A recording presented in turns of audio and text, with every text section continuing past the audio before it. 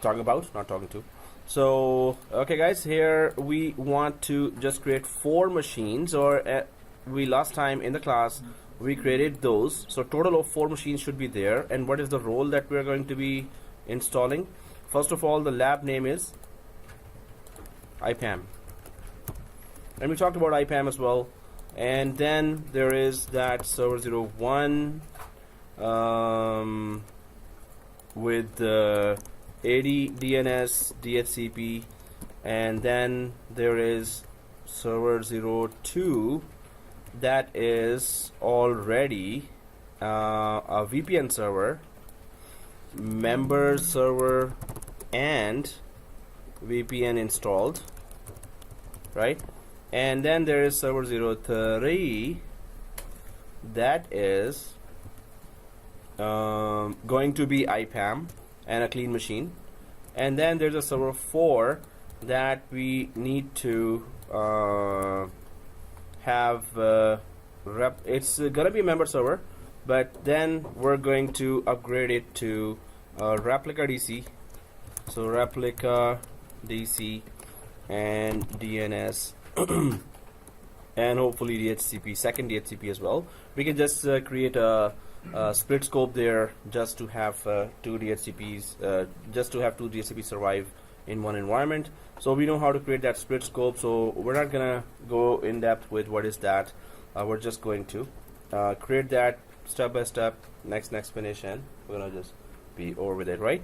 So this is our plan here. Now of course 2, 3, 4 must be joined to the domain, and 2 you don't have to do anything, it is joined to the domain, it has VPN installed there.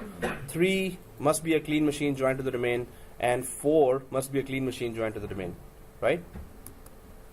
So if I go to my environment here, so hey, I'm in the class, man. Okay, so oh, I created all those machines here actually, so, and I'm logged in kinda. So here let's log in from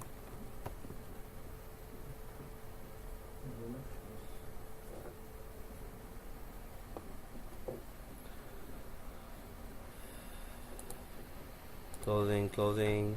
So 2 and 3 and 4. So server 1, on server 1 I'm just gonna go to tools, and I'm gonna go for Active Directories and computers. So go ahead guys, go to server 1, go to Active Directories and computers, and go to the computers container, and it should show like this. So if your machines were joined to the domain, it should show like this on server 1. If it is not, then please join the missing one. To check the VMnet. It's the same VMnet. Okay, and static IP and a lot of hands. So log into server 2, 3, and 4 from global admin, and let me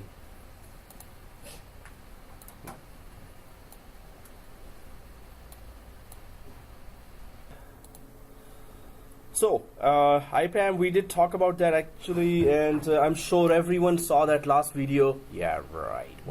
Who am I kidding here? So yeah, everyone saw the last video passionately. Not? Yeah. Oh, you saw the last video? Yeah. Passionately slept? Yeah, so my videos are also good for sleeping as well. If you can't get to sleep, just start watching my video. So guys, what is IPAM then? So we're just gonna have a recap of that, and then we go ahead. So IPAM is enterprise platform for? To manage the whole infrastructure. Okay, that's very general statement. Yeah. Oh, yeah. You manage VCs, DNS servers, DHCP, DHCP, Manage all the infrastructure. IP address management, exactly. So IPAM and IP address management, and well, it means that, but what it regulates are the 4 types of servers. What 4 types of servers it maintains? So DC, DHCP, what else? DNS.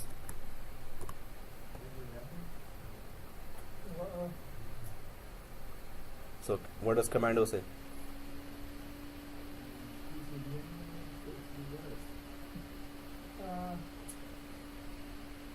Well, the 4th one was tricky. So it's well, there's another name for that. Yes, it is VPN. So remote policy servers. So remote servers we can say, but it says remote policy servers. So whatever servers have remote policies configured, VPN is the server, and Radius is a server, and all those. So 4 types of servers it maintains. And then there is what else it does. So we can have only one. So every IPAM works independently. Suppose you have 2 IPAMs installed there, works independently, and they do not communicate with each other, and hence they are working independently, and that's one of the main benefits. But we're going to, and it discovers there is a step-by-step,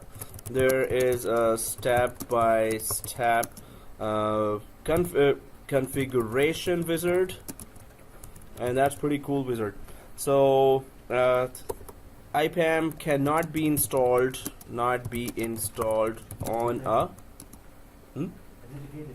yeah, so on our DC it cannot be installed. It also cannot be installed on a multi-role server. So not on the domain controller and not on any multi-role server. It has to be a dedicated single server just for IPAM. So must be a dedicated IPAM server. Right? Physical and virtual. Both. It can be a physical or virtual. Oh, okay. I thought that was a question. Okay. So comment. Yeah, physical or virtual. Yeah. So physical/virtual. So guys, that's it. Some of the highlights, just the main points of IPAM, and let's go ahead and try to configure that. So our plan is that we're going to be having all the prereqs available, because it's gonna go for a domain controller, DNS, so DHCP and remote server. So let's see what it gets to discover in our environment. We don't have a second domain controller there. We don't have our second DNS over here. Sir, reporting for duty, sir. So now I'm just scared a lot. So already he does that, and now he's like, I don't know. Every time when he does that, he must be a meat shop. I don't know. meat shop. Yeah, the mutton, the meat. We love to do with meat. Any kind of meat. Oh, yeah. Is it halal? Okay. Okay, so again, yeah, I'm just feeling my neck here, and okay, guys. So let's go for server 4 and configure it with replica DC, DNS, and second DHCP. So we're gonna go do it in hopefully next 15 minutes. So on server 4, let's log in. Server 3, we're gonna keep it at for the last configuration, which is IPAM. We're gonna just spend the whole time going for IPAM discovery. So, but we need some.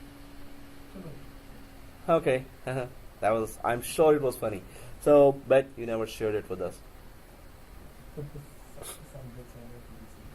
Oh, okay. So, okay, guys, server 4 here, and let us go ahead. Yes. No, it opens this page only, and then I minimize that. You scared me. Something else happened. I was like, whoa, what happened? So, yeah. Server 4, let's log into that, and better be domain joined. And in server 4, we go for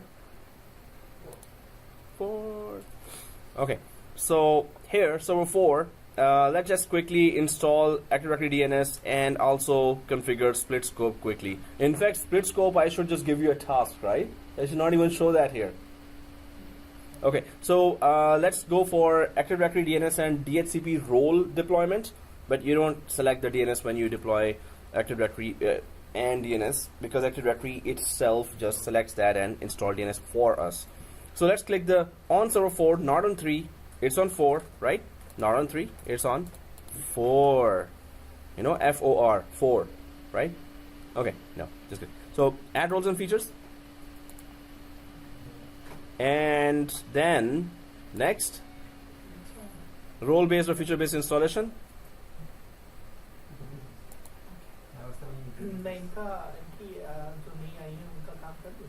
Yeah, so what he said that, can I just use this computer? Yeah. Free translation by teacher. Okay, thank you very much. So yes, go ahead and please do that. Yeah, if maybe she's not gonna show up. So, but if she does, so then you can just. Yeah. Okay, so. I'm trying to help that lady actually. Yeah, that's good. Alright, guys. Next. And my son. Okay. Okay. So here, server 4. And of course, if you're on the roles, we can go for Active Directory Domain Services and add features and DHCP. Don't select DNS. So Active Directory Domain Services on server 4 and DHCP server on server 4, right? Add features on server 4. Okay, on server 4. Oh, okay. So here, so Active Directory Domain Services and DHCP server, if it's selected, let's go ahead and next. And nothing in the features on server 4, right? And well, nothing here as well. That's just next. And nothing here on DHCP, just next. And something here. Click restart and press yes.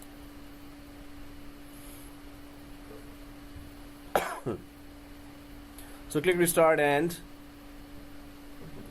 click install. So it's going to install the two roles, DHCP and Active Directory Domain Services. So two machines are here as well. Wow, man, that's cool. All right. General failure. So what was that? The only thing was the only place that I changed was the DNS key. Mm-hmm. It accepts the Ping. yeah. Oh, okay. I was like, why? I just put a filter thing and then how can it just accept? So the rest of the IP address were the same, but it didn't. Oh. When I tried to ping, it didn't pick. So I just write down these two information. One like not one, and then other one is not two, and it thinks you can pick. Oh, okay. Well, if it works. Strange, but welcome to Microsoft and nice troubleshooting. Alright, guys. So once it is done, we can just make sure that DHCP. So we're not going to configure DHCP. We're just going to on server 4. We're going to just install it, and well, we have to authorize it at least. So that will be the next step. If you're going for server 4, server 4. Yeah. Already there. That is so cool. Okay. Okay. So here, server 4 and clack. I hope everyone on this screen.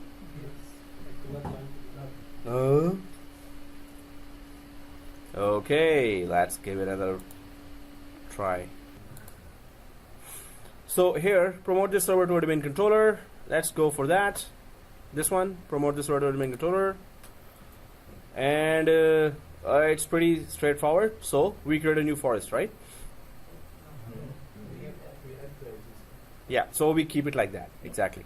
And make sure that it is netadmin, it's not administrator showing there, here in this area.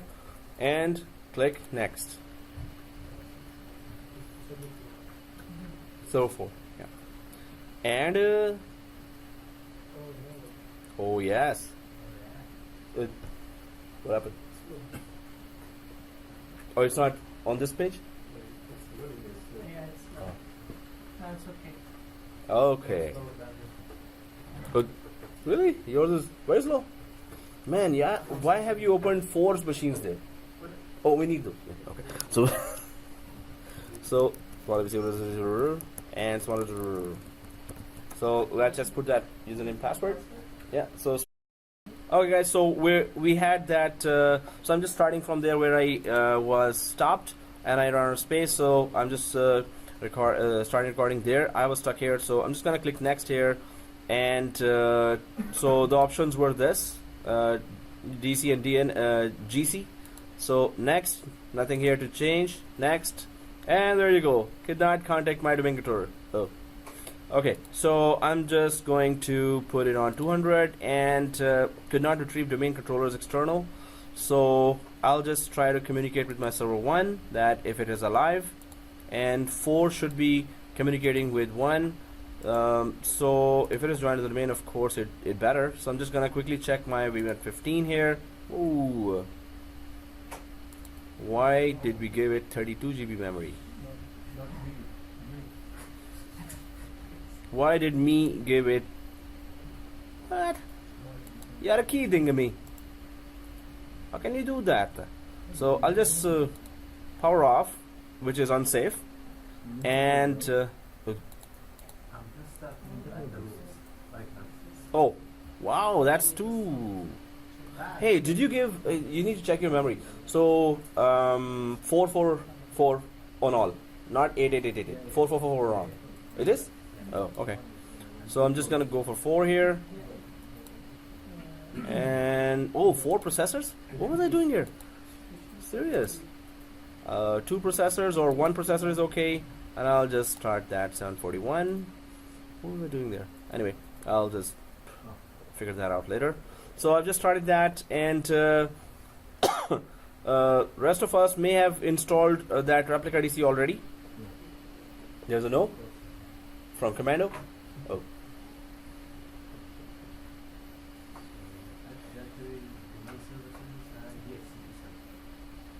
Yeah. So DHCP we just need to authorize, but we do not need to give any IP range there. So we're just gonna authorize that. So my server 1 is starting, and wow, that's amazing that I was able to recover quicker than usual.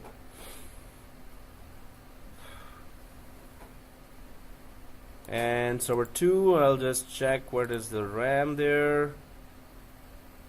4 GB, good. So server 1, applying computer settings. I'll just check server 3 as well.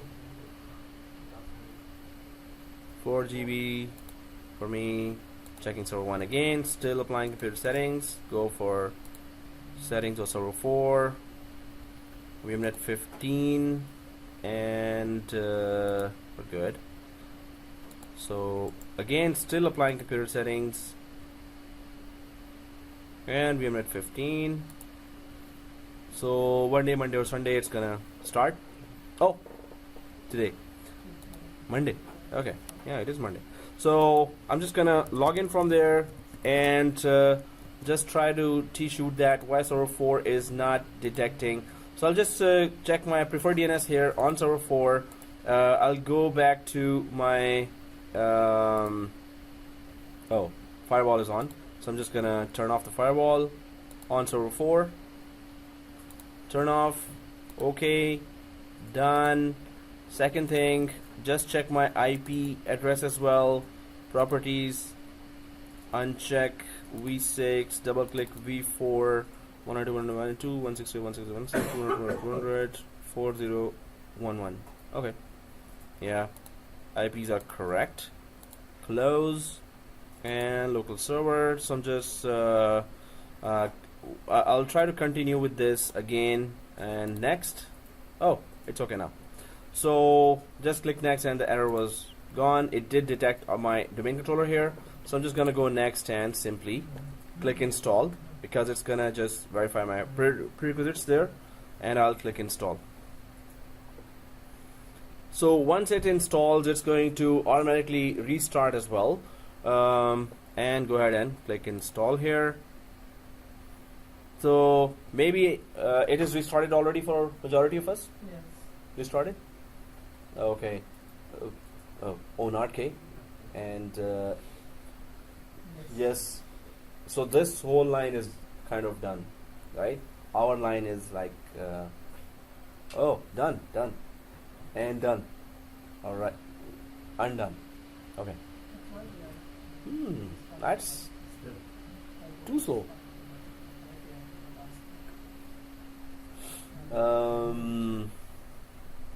So if you could check that, what is the SSD free space there, and move the machines there, but moving the machines takes its time. So it's gonna restart, guys. While this is restarting, we can. Okay, it's restarting now. You're about to be signed out. Ta-da.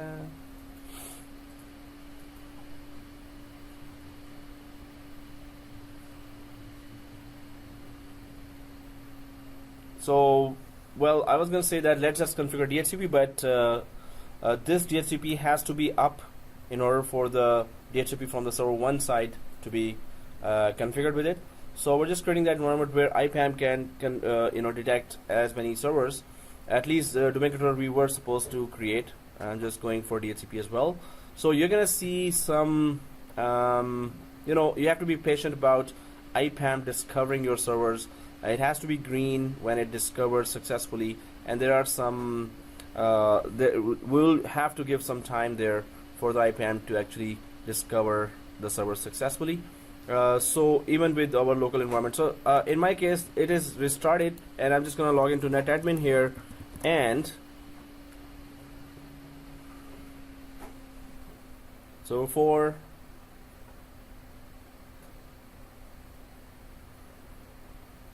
and once I'm back inside server 4, there's a yellow triangle here. So domain controller and DNS are installed, but DHCP is installed but not configured basically, right? So if you're logged in back from netadmin here, and you should see yellow triangle here. So if you see that, you have to click the complete DHCP configuration here, right? If you're there, go ahead and click, and DHCP post install configuration wizard starts, where it's going to create 2 security groups there, and it's going to authorize. DHCP will get authorization from Active Directory to work. So yes, both of these things we need to needed to do, but nothing more than that. We're not going to give an IP range here. So click next. Nothing here as well. We're just make sure you're logged in from netadmin here, and go ahead and commit. If you see done here, you're good.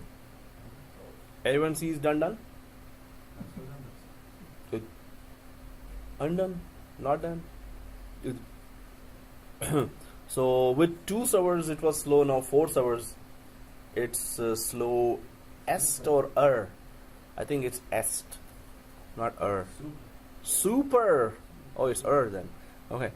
So and we have the video recording here. You can't miss anything, but I'm sure you're a good system admin. You're going to make it, soldier. But okay. Yes, sir. Alright, Colonel. Okay, so here we have our DHCP in place. Let's just quickly configure split scope in next 2 minutes. How do we do that? So make sure your server 4 has its firewall off. I'm going to click local server, and even though it says off, I'm just going to click it anyway and make sure that 3 profiles are off there. So if that is off, I'm just going to go to server 1, and because Active Directory and DNS are synchronizing, they are supposed to be automatically, but DHCP, we have to tell the first DHCP, hey, there's another DHCP, so why don't you split your scope?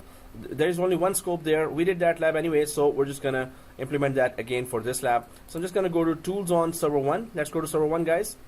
Server 1, and go to tools, and this can only work if server 4 is fully up and the DHCP, what we did, the rest of it, if you're done with that, then only you can do that successfully. So I'm just gonna go down to DHCP, which is not even here. Huh? What? Okay, guys. So let's quickly install DHCP on server 1. I knew that. Yeah. So do you have DHCP? Yeah. Oh. So the W just change it upside down. So I'm just going to quickly go for okay, no. This and in DHCP in 30 seconds. 30. That's it. Install.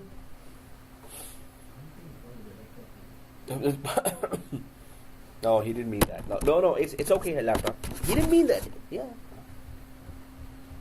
I talked to my laptop. Yeah. And it talks to me as well. Yeah, it's been 4 years. Yeah. No, he didn't mean that too. Come on. No, okay. Now it's gonna come up. It's gonna transform into a transformer robot, and it's gonna and then it's gonna transform back to a laptop. Oh, okay, it's done. So complete DHCP configuration here. Click that, and next, I just need to see done here. Commit, done. Okay, close. But in your case, it is configured. In my case, it's not configured. Guys, just double check your IP range is what I'm just about to create. Well, do you have any IP range? You just need to check that. If I just create a little different IP range, that doesn't mean anything, right? So we just need to have some IP range there. So I'm just going to double click IPv4, right click IPv4, new scope here. Next, test. If it's not the test for you as a name, it doesn't matter. 192.168.200.61 up to 192.168.200.71. We're not gonna check the IP addresses. We just need to split scope, right? So if we have like other split scopes, what do we do again? if we have, Like the 10.0017. We have 3 scopes. 17. oh, 3 2 back. Yeah, we have 3 scopes. okay. So if we have 3 scopes, that's okay. Who do you have? If you have 3 scopes, Yeah. it's okay. It doesn't matter. The other 2 scopes were fake, and we tested them for DHCP failover only, right? So if I don't have it and you have it, it still doesn't matter. We're going to create a split scope of the first scope only. Yeah, you were saying? The 192 only. Yeah, I told. If there are other subnets, you have to just enable routing on layer 3 switch. Cisco guy. So can you go back? Yeah, it's not here. Still, if you have different subnets. Oh, okay. In that case. Okay. So, Yeah. Can you go back, please? Yeah. 61 to 81? I have no choice but to. If I click anywhere else. So get updates and then minimize that. Yeah. Okay. Yeah, you were saying? 61 up to 71. If you don't have that, Up to 81. which is okay. Well, it really doesn't matter, but I'll just put it there in order to avoid any confusion. No, but I have 192, 168, 100, and 16 to 0. 16 too. Oh no, Yeah. there's Oh, this is the difference. Okay, guys. So from where to where, it doesn't matter. Yours would be 51 up to 91. Mine could be this. It doesn't really matter. Do we have an IP range? This one that we are using in our network, that's the main thing only, right? So click next. Oh, I'm just clicking next, so I don't have to say that. So I'm just gonna click next, done. See, that was so cool. Okay, refresh and done. So guys, make sure that you have at least this scope showing there, right? 192.168.200.0 scope is showing there, and I'll just make it more magnifying. So now, if you have that scope, let's just quickly make that split scope here. So in order to do that, we can just go for right click on DHCP and this. Everyone sees on server 1 in DHCP. I'm just going for that server 1. Why I have a 3 scope and why you have a 1? So we did that lab of DHCP failover. Because of that, and I had to delete that machine because it was taking a lot of space. And when I recreated, I forgot to create the DHCP. I have a red arrow on the IPv4. Oh, in that case, here, this one. So you could just right click and no, right click not here, but right click here on the server 1 and see this all tasks. Go ahead and restart. So restart the basic DHCP service. in case it is red, it will go green. It should go green. So did you do that? You also have red?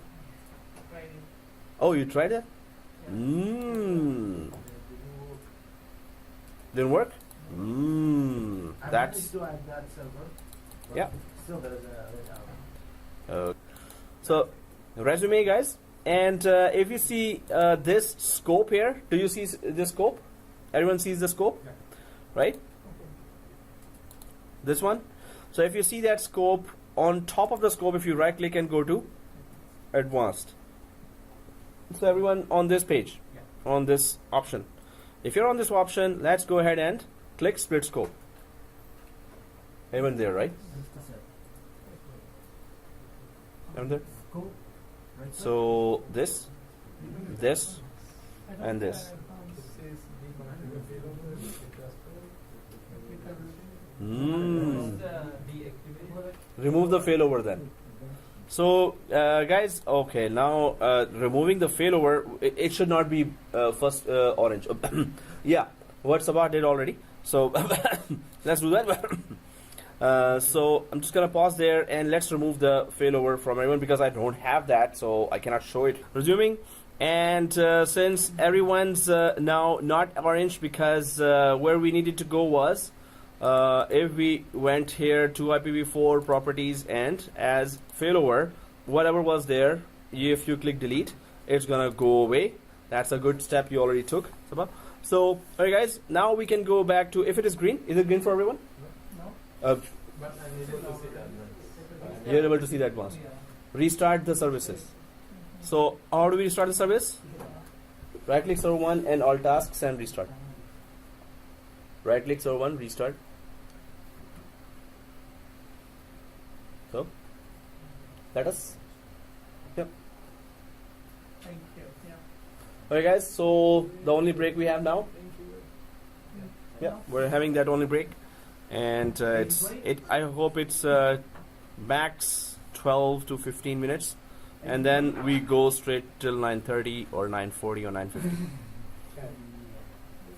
So it's 80-20? 80-20, yes. 80-20. Go for 80-20, guys. Nice. I take off. Okay, guys, so here we're Thank you. going to just go to the scope, on top of the scope, and right click here, advanced, and go to split scope. Maybe before the break you may have created that, or if not, then you can just follow me now. Everyone's there? Yes. Okay, thank you for the reply. And split scope. You're there, right? Okay, so you're on this screen? Alright, so split scope and click next. And then we just create the additional DHCP server there, click add server, and browse. Exactly, server 4. Server 4, check name there, press OK, and then that's it, press OK. Blue donut.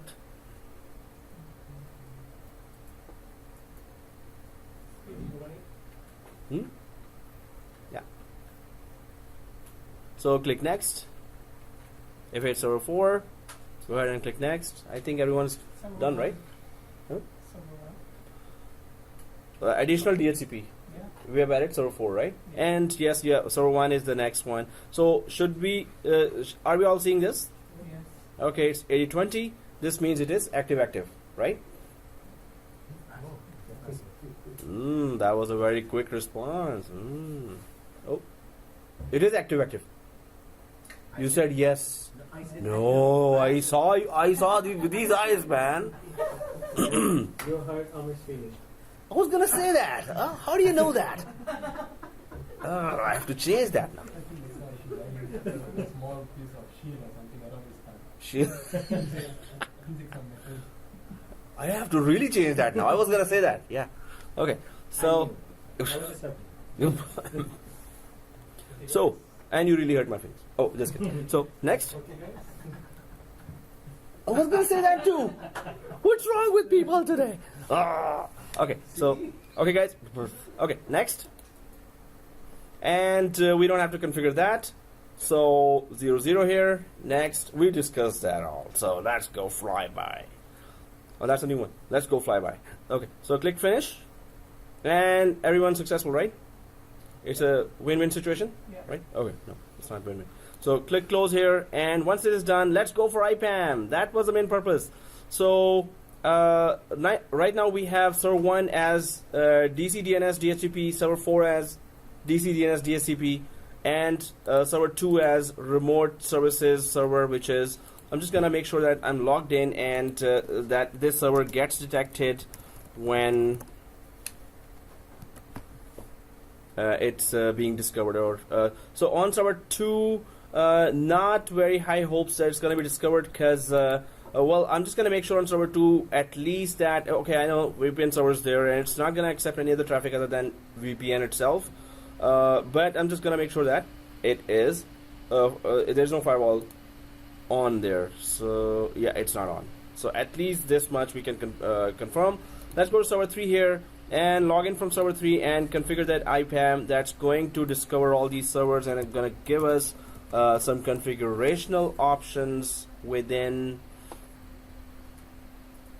that IPAM window. So it's not that big enterprise application, but it has been given a lot of attention in the 70-741. If anyone has done 70-740 itself, 40, which no one. So let's forget and do the new things, and then forget that and do the new. Come on, guys, you need to be MCSA. So 70-740, huh? So nobody's preparing that. Guys, you're gonna I hope you don't regret it later, but you will have to do it anyway at some stage. So what? Better do it now. How many questions are there? 70? 70? 65, yeah, sorry. 65? Yeah. Oh, that's good. So, but no, the paper itself, the file itself has, I think, 180 questions. The actual exam has 65 questions. But Oh, yeah, me too. oh, yeah. So it's 170 questions there, but it's not, by the time you will really start, it may be by the time it will reach 400 or 500 questions. So then it will be more difficult for you. 170 is better, do it now, right? Yeah, the previous one. Mm. That's, It's, yeah, 70-140. Right now is the time it's increasing. Before it was 127 questions, then it increased to 170 questions. Yes, So that's- it might jump to 250 and then 400. When it's 400, it's going to be big trouble for you, right? So you have to memorize 400 questions. Better go for 170 questions now. So that's why majority of the students went for it and pass. Get it over with, right? Could you Hmm? kindly do the exam? How soon? It could be just register here, and if the seats are available right now. Could you please send us for that? Yeah, just email me, and because I'm Oh. definitely going to forget now. Oh, yes. So yeah, Definitely. just email me and I'll send you the latest file. I'll just download that latest one. So guys, while it is less questions, go do it And ASAP, sir, right? sorry for pausing. No What problem. about the VMU? Where? VMU. Where? Oh, okay. Yeah. So no, it's the VMware. Yeah. So the like 20 people have done it way back. Yeah. So whenever you want to try it And what- ASAP. and during that, They're still valid. it's still valid. Yeah. Oh, So before giving, let me know. sure. But yeah, no, not much change there. Uh, So let's go ahead, guys, and here on server 3, let's go for dashboard. and Hmm? Sorry for No problem. Like, how many questions the VMU sent? That was 200 something. So that was corrected by somebody after weeks of efforts. So yeah, that's a it's a very golden opportunity to give the VMware exam. Exactly. Golden. Okay, so let's go ahead, guys, and what we're doing? Yeah, dashboard on server 3. Everyone on server 3? Dashboard and add roles and features, right? Add roles and features. Click that, and How did you add so Next. inspect. I'm correctly teaching, right? But I'm just shivering now. Okay, guys. So here, next. So is it a role or is it a feature? Feature. It's the next one. Hey, you're already there. You're like, I told you you'll be a winner. So next, on server 3. Next, server 3. Next, nothing on roles. Oh yeah, you have a question. I listed the steps. So on server So server 3. Server 3 dashboard, add roles and did you features. create the IIS or something? Did you create it? Because I don't have it. IIS. Do I have it? Oh, server 3. Below the file install, the remote access. Why did I install that? Yeah. Copy from server 2. Remote access. It's server 3, right? No, so you don't have to install that. You don't have to install that.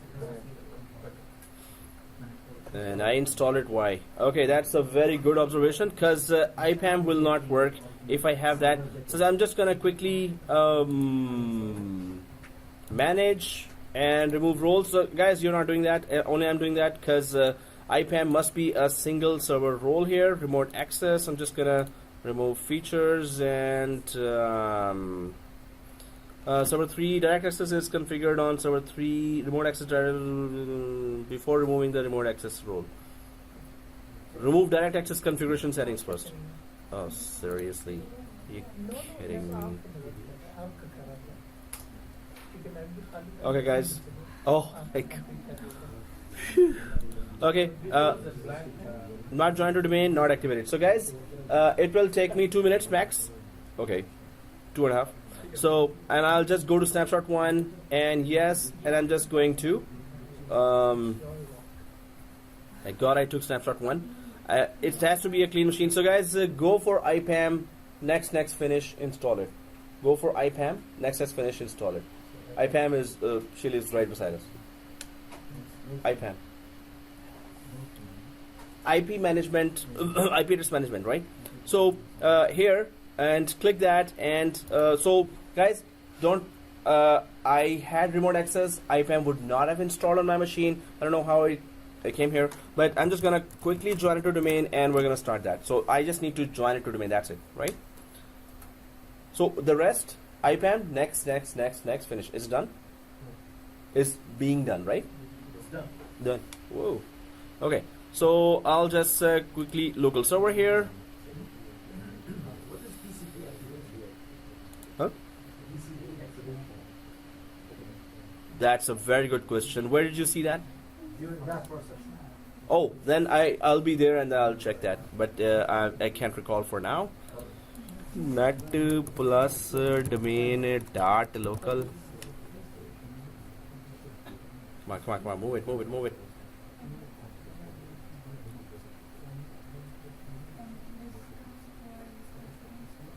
Guys, it is asking for a restart. This IPAM configuration. If you click close, it's not asking for a restart, right?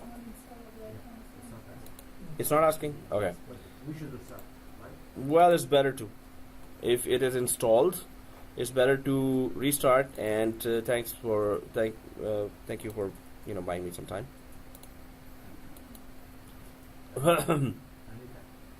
Good. No, but it's I'm gonna restart that as well after I install IPAM or not.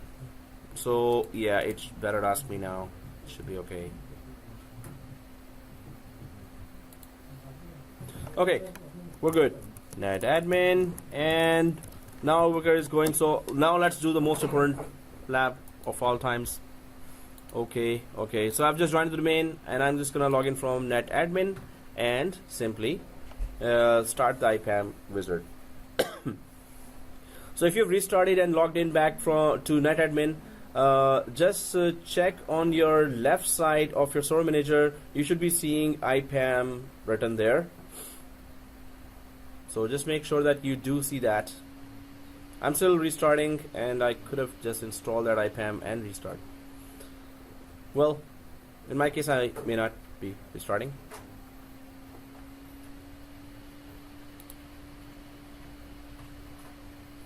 Other user, net admin,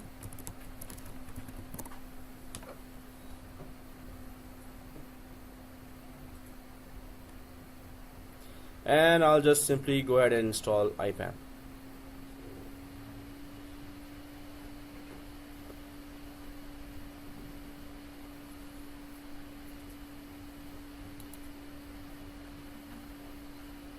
Oh, and firewall, I'm just gonna quickly turn it off.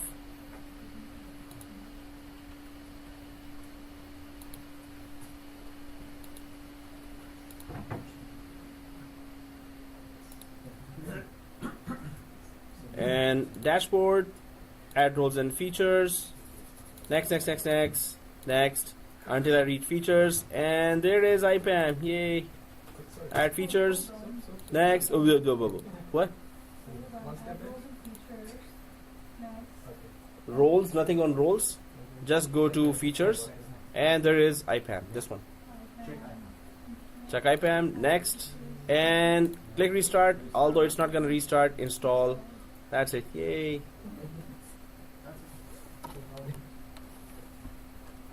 What?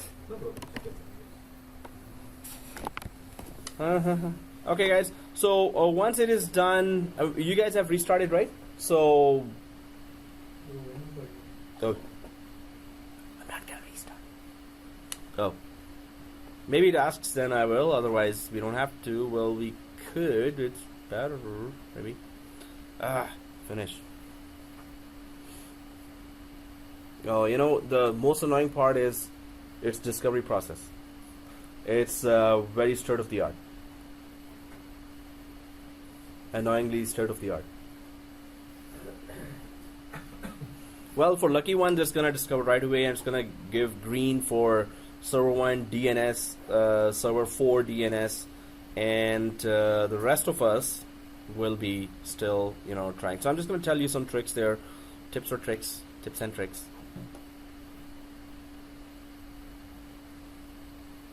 If it finishes today.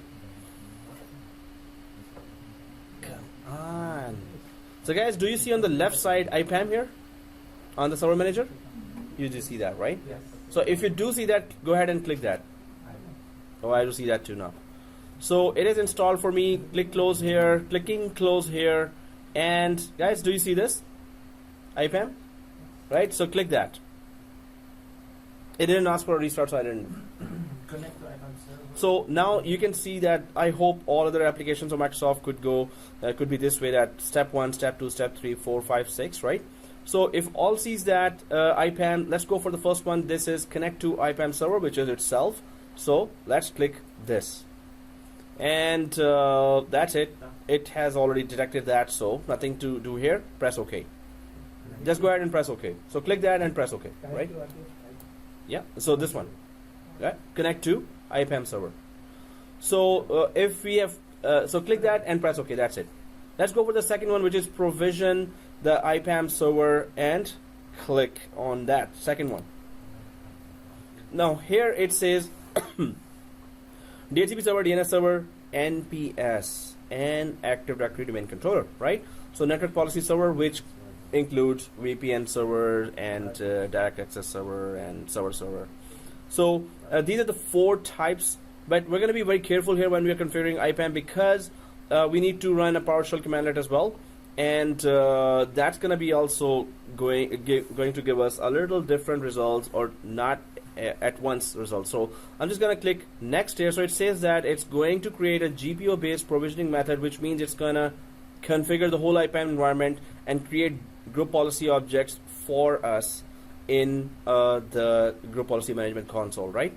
So I'm just going to click next here, and here it says that you want to, if it's a huge environment, you can go for a separate SQL server you may have installed on some other server. Anyone ever installed SQL server before? Microsoft SQL Server or Oracle SQL Server or SQL Server? Okay. Database. You installed? Oracle. The full SQL Server of Oracle, and install the database as well, and connect it to some application, or? Okay, that's cool. That is so good. So guys, you should know how to install SQL Server and at least configure one database. So just email me if you're interested, then I'll just send you the first 2 or 3 videos of the George Brown class where we install the SQL Server from scratch and then at least configure it basically, right? You should know how to configure basically a SQL server. So WID, yeah, we should know, because as a system administrator, SQL Server is always there. It's not like maybe it's there. SQL Server is one thing that will always be there in any network. Either it will be open source or it will be proprietary like Oracle or Microsoft SQL Server. Shouldn't the database admin responsible for that process? So still, and I was in banks whenever there's a contract, or when I was there for 5 years. So there was a DBA team there separately, but I had to talk to them for our own software, because we had BlackBerry servers, we had Exchange servers. BlackBerry servers, we had to create its database in the SQL Server. So then there was some terminology they were talking to me, and I was like, what? And then I had to read the whole thing and then start talking to them about the database related terminology. And then they were explaining me everything. This means this means this, in a very childish way. But then basically, even if we are not DBAs, we should know basics of SQL Server. We're gonna face it there. Sir, Even in the interview, we're gonna face that. Yeah. why we are always calling SQL Server? Because server is and the database is of course is a huge databases, which is the infrastructure depending the databases. So we always call this SQL servers or Oracle servers. Why we need for that? Why we need to call it SQL, or Yes. why do we need databases? Yes. No. Why we need to call? So SQL Server Structured Query Language, SQL, Yeah. SQL. Yeah. So it through that querying or through that codes that we put there, we can very fast retrieve data. We can modify data, and data we're talking about petabyte, exabyte data, huge data, 50 years old data. So you need to have special queries to run against the data to retrieve the results, modify the data, and that's our daily job for DBA in big companies. That what data you need and what sales data you need and other things. So these are special queries that you have to learn how to actually create database from those queries. So structured query language, you have to learn that language to control the SQL Server itself. So that's some coding that we need to know. SQL Server is the part, right? No, so Oracle also has SQL Server, and Microsoft also has SQL Server. So they just are both using, some of the codes are same, some of the codes are different for modifying, searching the queries, and huge data there. Right, access. Yeah. No, the access is a very small amount. Exactly. Yeah. It's the same one. This one is small structure, that one is Very huge big. one. Very huge. So guys, here it is asking for, right? So IPAM, it's asking if you have a big SQL server there, if you have a big environment, you may have a separate SQL server, so you can create a bigger database for IPAM and you can connect to that SQL server separately. We don't have a separate, so it's going for Windows internal database, which is a small SQL Express database in the background that's going to install. So ours is small environment, so we're going to stick to this small database. When we should use that other than When it's a small environment, like 100, 200 users, or maybe 300, 400 users. It's 1,000 or more, better go for SQL. Even for 1,000, they use that WID. Even 2,000, they go for WID. Maybe mostly that they don't know how to install SQL Server, or if they do install SQL Server, maintenance and troubleshooting, they want to avoid that. So administrators just go for WID. Whenever it's too much data and it's too slow now, it's not responding, then you can go for an external SQL Server. Alright guys, so we're just going to go for this internal database and click next. And now here it says that either you can go for group policy based configuration of IPAM, where it's going to create the group policies for you automatically there in the Active Directory, or you can go manually. The manual provision method requires that you configure the required network shares, security groups, and firewall rules manually on each managed server. So we don't want to go manual. We're going to go for the automated way of configuring the IPAM. So we're just going to let IPAM configure everything for us. But in the end, it says if you want to do that, you need to give this invoke-IPAM GPO provisioning PowerShell commandlet with admin privileges by opening PowerShell with admin privileges. You have to give that commandlet, and this is not the only commandlet. There will be a little more syntax there. So we're just going to do that together. But right now, we can put there some GPO prefix here. So we can give here your first name IPAM. So and then so it's going to create your first name IPAM, and this policy your first name IPAM, second, third, fourth, fifth policy automatically for us. So it could be configured automatically. So you can create GPOs in each IPAM managed domain using the invoke IPAM GPO provisioning IPAM Windows PowerShell commandlet. So we're going to be running that commandlet after we have gone through this wizard. So if you've put that option there, click next, and then this wizard will make the following changes. Now these are the changes in applied on managed servers using the following GPO. So it's going to create group policy objects there for DHCP, DNS, and for NPS servers. And it's again saying that if you choose the GPO based provisioning method, you cannot change to the manual. First of all, however, you can use the again and again it's saying set-IPAM configuration Windows PowerShell commandlet. You have to run that. So once I actually just ignored that, and it was saying in every screen that you have to run it, you must run it, and later we start getting errors. Then we came back and gave this commandlet, and then we were okay. So let's go ahead and click apply here. It should just finish right away. So in a production environment, we would do that definitely on a weekend, especially Friday night, because we will then have 2 days for it to easily discover every DC, DNS, DHCP, and remote access servers, right? Network policy servers. So here we need to see that result in 5 minutes. So that's why it's going to be a little time consuming for us. It's not going to be that easy. Otherwise, we let it discover all the servers. Maybe one day, second day, by that time it would be successfully discovering that we want it now. So there are some other strategies for that. So if it is done, let's just before closing, we can see this commandlet. So let's open PowerShell with admin privileges and put this invoke-IPAM GPO provisioning commandlet there. Once we put that, it's going to no, it's completed, this one, right? So you see that too. So let's keep it at that, right? Next steps, it's saying create GPOs in each IPAM managed domain using the invoke IPAM GPO provisioning commandlet. So let's keep this window open here. And do you see that? So go and click the this Windows icon here, Windows icon, and do we see this Windows icon? And right click and this. Oh no, this, right? Everyone gets that?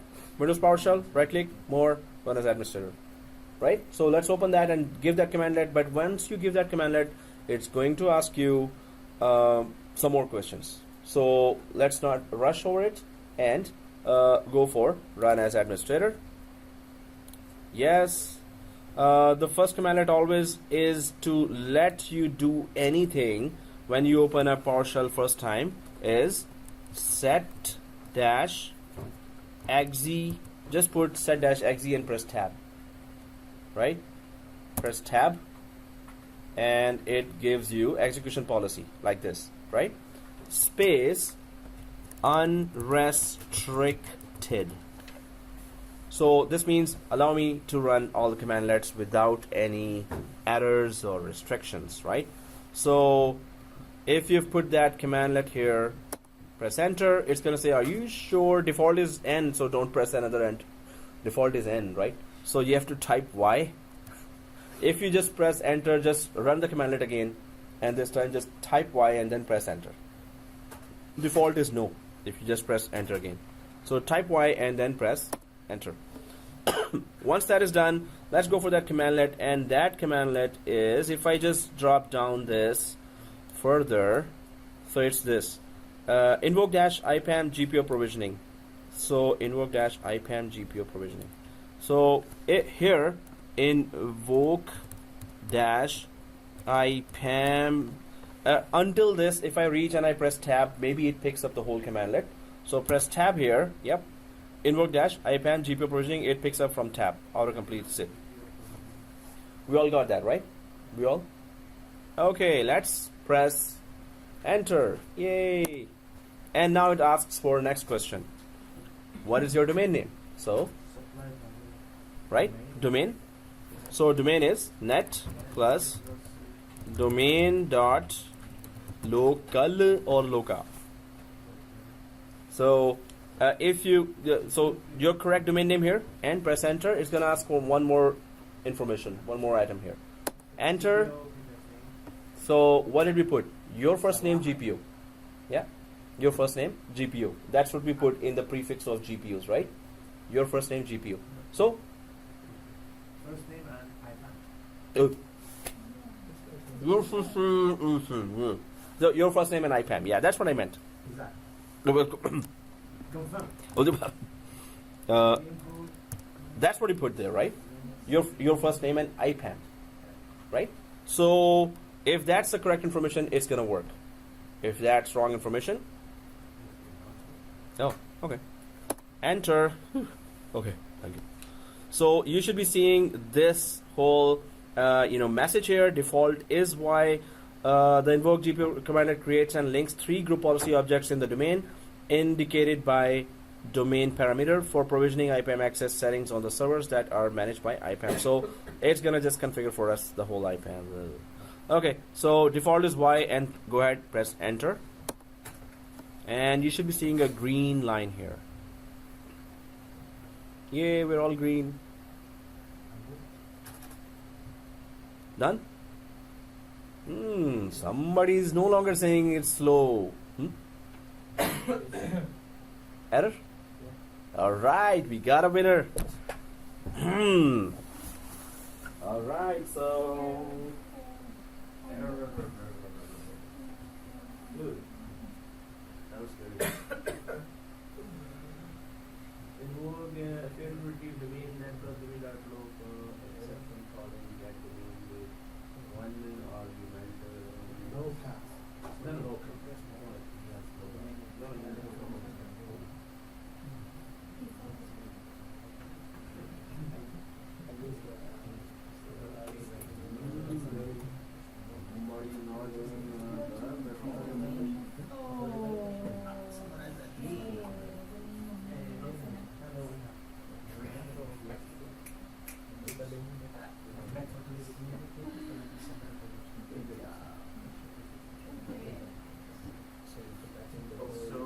Initiate the first IPAM again, the whole combination.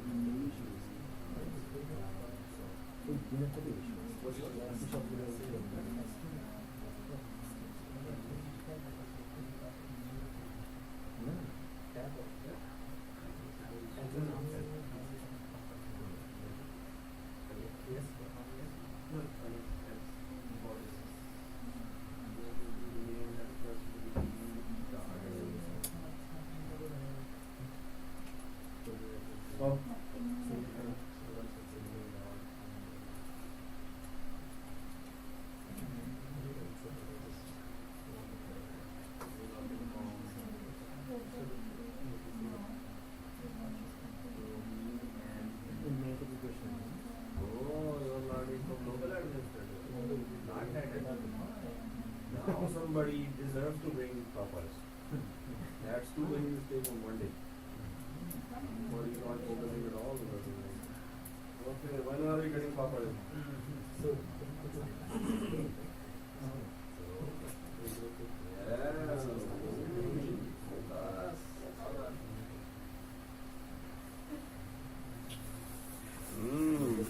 So we are having a sponsor, guys. Sponsor for Popeyes or something. Biryani, hey! Now we're talking even more. delicious things. Popeyes is delicious, but biryani is deliciouser. Popeyes is also delicious. No, well, there's a sponsor now that for biryani. So, and that we can just eat and study as well with. Although, no, I have to like this then. Okay, guys. So, if we're gonna be deciding that real soon, right? Wow! Next Monday, woohoo! Hey, okay, guys. That's big heart. That is good. So we have big stomachs, you have big heart. That's very good. Okay, so guys, here, if it is done, we can go for. So we have to close this, right? Close, and then we can go for the third one. Now, if we have created the group policy objects, let's go to server 1 and confirm if we have the group policy objects created there in server 1 automatically. They should be showing there, right? So if I click the server 1 here, anyone knows where do I go to grab the group policy management? On server 1, where do I go to open? Yes, tools, and then group policy management. That is, and when we are expanding it and domains and domain name here, so yes, do we see this? So IPAM related group policies are there for everyone, right? Yay. Yes? No? Oh yeah, so you have to rerun that command, invoke dash GPO. Did you run that command again after logging from netadmin? Still Loading. Oh, okay. So you have to run that, then it will successfully create those policies there. Yeah. So server 3 guys, at least we could start, start the process of discovering. So the third one is configured. So Nasir, when you're there, let me know. So we can just let you know what the commandlet is. So when you're there, open the command with administrator. Yeah, so go for configure server discovery. 3, click that, and here select the forest. Everyone sees that? So if we click get forest here, on the right side,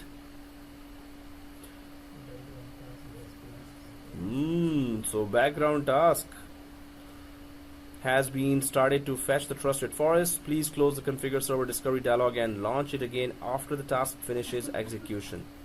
So it's, well, for me, I think it is done because it's not moving that, bar here. So I'll press OK here for this message. Go ahead and press OK for that message, and press OK for this window and open that point number 3 again, or section number 3 again. So I'm just gonna press OK, and discovered servers are based on blah blah blah. So if I click now, configure server discovery, so everyone sees this. Okay. Okay. Yeah. Empty. No, mine is also empty. So let's click the add button here, right? Let's click the add button. Mine is the forest itself is Press OK, close the window. Somebody. Okay. Alright. So guys, here and click add.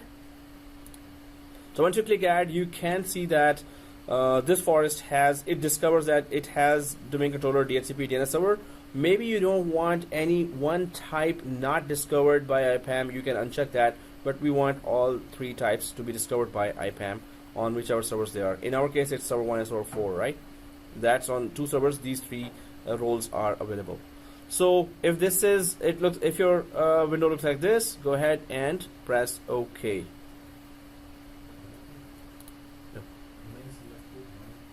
And then we go for 4. Yay! Start server discovery. Click that and keep looking at that bar until you're successfully hypnotized. So, and there's a bar, and keep following that. See? It's fun, right? Okay. And then here again until I'm like, ugh. So Well, it's discovering the servers, and it's gonna be a little painful now. After it's done, so we will be trying to add them manually. If the firewalls are on, if some communication error is there, if there's so. Even if everything is okay, it's gonna not show right away. For only very lucky ones, it's gonna show right away the green. So servers added, and then they will be either yellow, red, or green.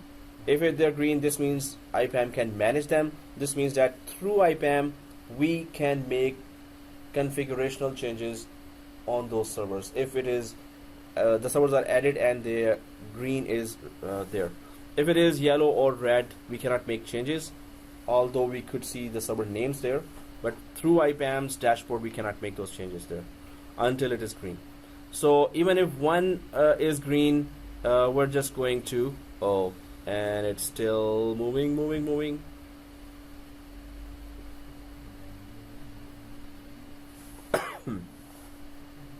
Wow. It didn't finish for anyone?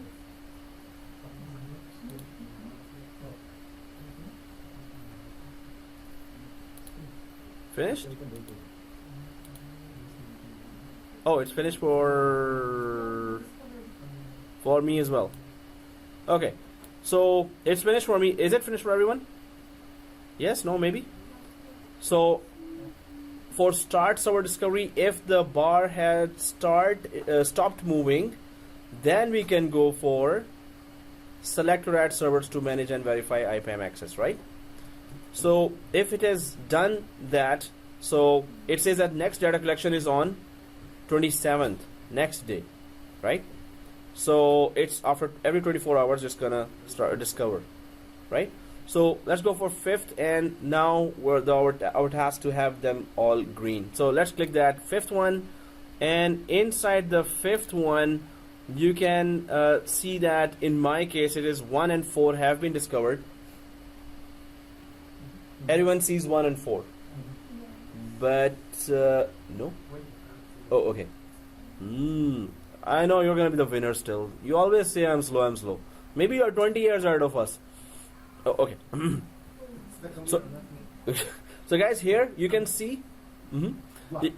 Oh yeah, block, and also set manageability status unspecified. So this we're going to be playing between this unspecified and manage, this one, right? So let's go for one, first of all, server 1, and right click it, and I could just first press this refresh server access status. Just select that, and it's gonna just refresh its status only. But I don't think it's gonna, this is one of the tasks that I will be doing again and again. But then I'll right click again and go to edit server. Let's click the server 1 and click edit server, right? So let's click the edit server here. Once we click the edit server,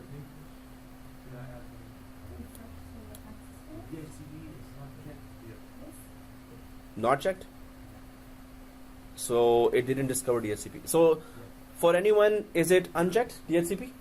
So Mine's got edit server. Yeah, edit server. So here, yeah, so DHCP is it should be automatically selected, right? So main thing here is you can see under is unspecified, so we can push it in a production environment.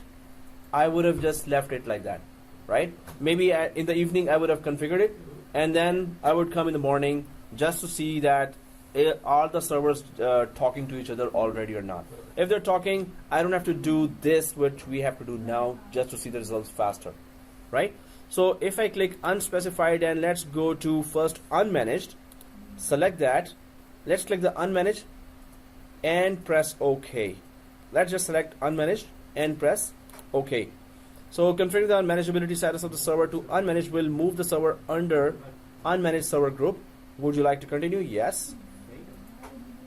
Yeah, it's gonna give certain results that you may or may not like. Oh, you can see failed. So after unmanaged, if I'm still on yellow. So let's go to manage now. Right click again, edit server, inhale, exhale, do some yoga, and have a lot of patience, and click managed here and press OK. There you go, ready. Okay, so guys, when we keep changing this status, it will go green all of a sudden for anyone, right? So I'm just going to go for second one here as well. We're just saying that, hey, please get discovered. We're just trying to otherwise in production environment you give it time. You're always there trying to communicate with each other, and we're saying, hey, communicate or else. You can also do it. What? Really? Oh, that's too much time. We should not be giving that much time. So, so I'm just gonna put it back to unmanage the first one, and I'm gonna go for the second one. So for the first one, I'm just click edit server and at least keep it on unmanaged. And that's the server one. I'm keeping it on unmanaged and yes, okay and yes. So unmanaged, it shows everyone unblocked, right? Unblocked. Everyone, it shows unblocked. So let it try to communicate with that, and I'm just going to go for the second one. Change its status, manageability status. First refresh. I can refresh the top one as well. Refresh that as well. Anytime anyone's both would be green, or at least so if anyone's green, so I'll just connect to that server and show the rest of them. So I'm just going for the second one here and changing its status to unmanaged and press OK and yes for the server 4 actually. It is unblocked as well. I could just right click and refresh access server status here and then change it, edit server to the top, managed, OK, unblocked. Well, it's still so while it is blocked and you right click, you can see retrieve all server data and refresh as well. This is that it is only showing here when you have the blocked. So retrieve all server data, I've just put that. We're just trying to tell IPAM to communicate, send that packet. Did you try with the retrieve? Yeah, I just click the retrieve as well. It's otherwise normally we just give it a little time. Oh, okay. So I'm just gonna put it back to unmanaged here for server 2. Press OK, yes. And while it may take time, we can go for some other features here. But you know, if it is green, then we will be able to actually make some changes from within those features as well. So green, you got one green. Oh, you got one. Hey, and your shirt is green, and you know, military. Sir, if Somebody you select the select. manage, if you select the manage, it will supposed to be green. It will supposed to be green, but why is it blocked? If you select the unmanaged, why is it going unblocked? Because with managed, we are not actually managing it, but we have put by force managed. It hasn't properly successfully communicated with that server and its features, but we're saying no, we are managing it. So it says, whoa, I'm not in communication with that, and how can you just put forcefully that managed? So block. I'm still not fully communicating with that. So in the background, normally we give it time. So, but if we push it like that, it sends packets again and again, and as you got one green, right? So it goes green in little time, lesser time. So is it blocked by that specific server? It's just full communication is not there, so it says blocked. It's not actually blocking any communication.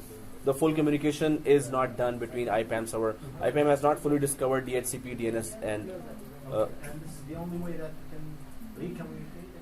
no, there is another way. We can restart all servers. Yeah, that's a better way. But restart, same thing. It may give you result even faster, but this works also. Restart is also same thing what we're doing here, right? But maybe with restart it could just give you all green, or maybe it would not give you anything. No, it will stay blocked, but it's not actually blocking because there is nothing there that is blocking. Its full information is not being exchanged right now. It's taking its time. Retrieve. Click on that yellow bar, it's going to give you the process. It's running or complete. Yeah. Mine is complete. No, see, is this the bar is moving? Yeah. So see this. I can also just track that it's processing because the bar moves from here to the blue bar, right? But it gives you more detail, as you said. Yes. Yeah. Mine is already added. So they're both green. No. Then keep trying. Good luck. If it is green, then it's complete. Well, it did try to communicate, and trying communication process was complete. But if we don't get it green, so we can keep trying. We have to just restart that process. Yes, Oh, one green? So, All right, man. Woohoo. So, what? You got both green? No kidding, man. Did you restart anything? That's it, right? Both green. Whoa. Well, that's how we're just forcing it. Otherwise, we normally don't force it. Or, even if force it, it's not gonna hurt its feelings seriously. Okay, I'm saying that word again. And one day, Monday or Sunday, one of them will be. So, hey, I just need one green so I could just, start talking about those features.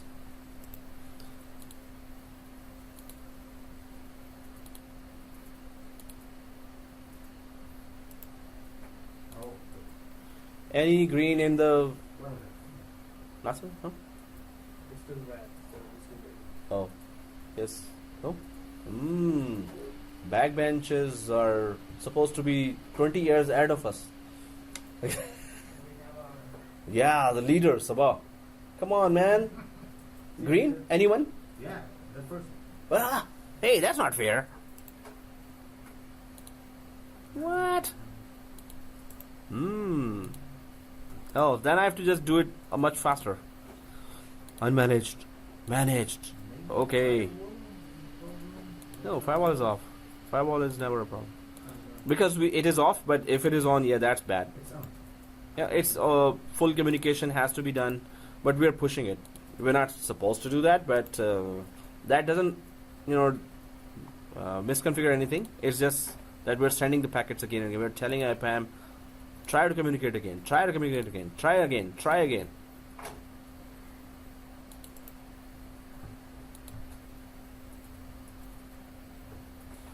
Come on, at least one. Then we can go for some. Oh, both?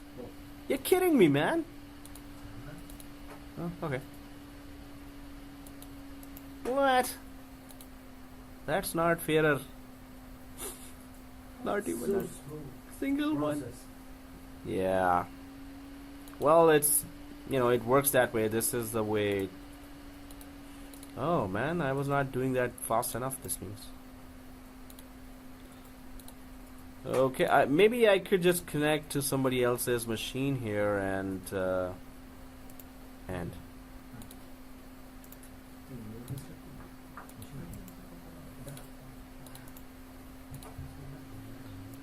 So, two guys have both, right? All others 1-1, right? So you Sabah and both? Oh, 0. Come on, Sabah, your area guys are complaining. Unmanaged, yes. Come on, just one I need. Seriously. We could start at least on one. Other can wait whenever it wants.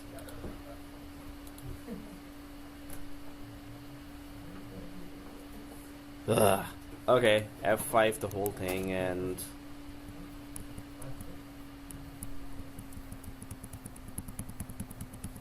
Did any one of you restarted the server or just kept on manage unmanaged? That's it. Oh, okay.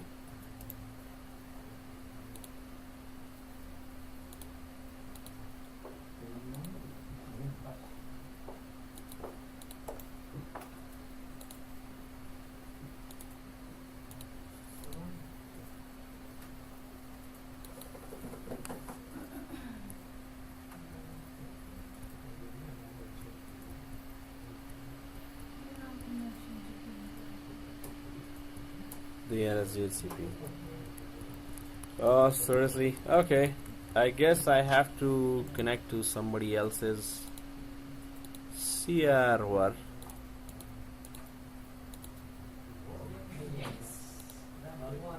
got one? That's one. The other one. That's not fair. You got both? What? That's so discouraging for me. Oh, I'll just make the communication better. I'll just. Oh.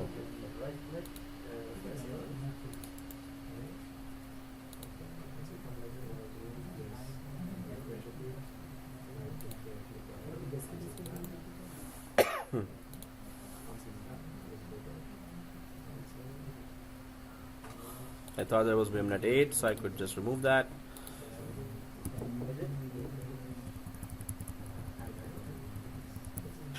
So that's so much fun, guys. Keep on doing that until we go to sleep, until we are snoring.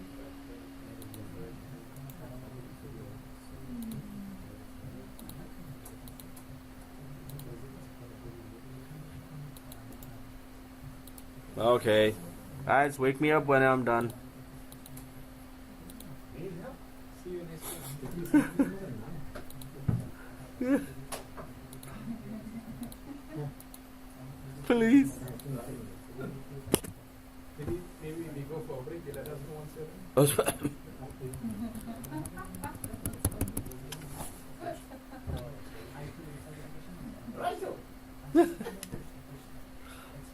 That's not fair. That's not fair. Oh, yeah. Oh, no, it's okay. I thought the wall of fire was.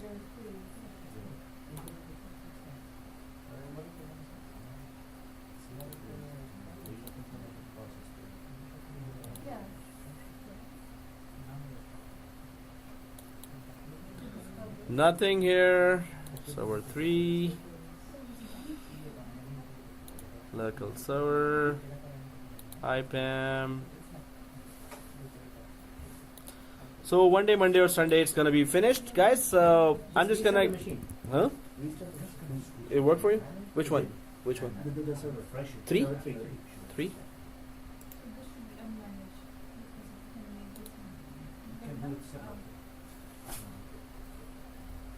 So guys, we don't have to restart. Oh. I swear to God, this guy has some magic hands. Really, it worked. Yes. Right away. Come on to the other level. Right click. Refresh. Like you did the manage and manage and manage and manage. That's it, right? Manage and manage and manage and manage. Okay, so we do it.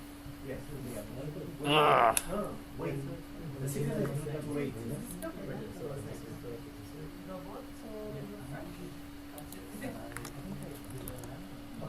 Okay, it better work now. Otherwise, I'll throw this laptop and I'll stand there when I'm throwing that, and I'll pick it up myself. For a moment, I was about to say, I stand where you want to throw it. No, I'll be there. Yeah.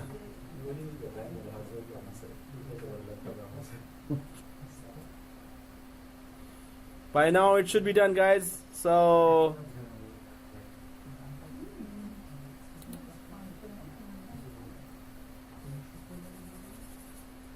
I'm about to cry now. Okay, so right click, edit server, and guys, I'm about to reconnect connect to remotely to somebody's server. No, it didn't work. Oh. My 4 is not okay. Refresh.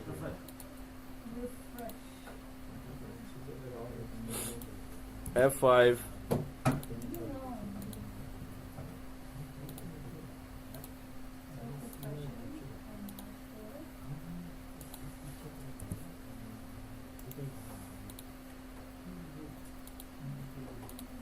So I'm pretty bored of doing this, and I don't know. I wish there was another way.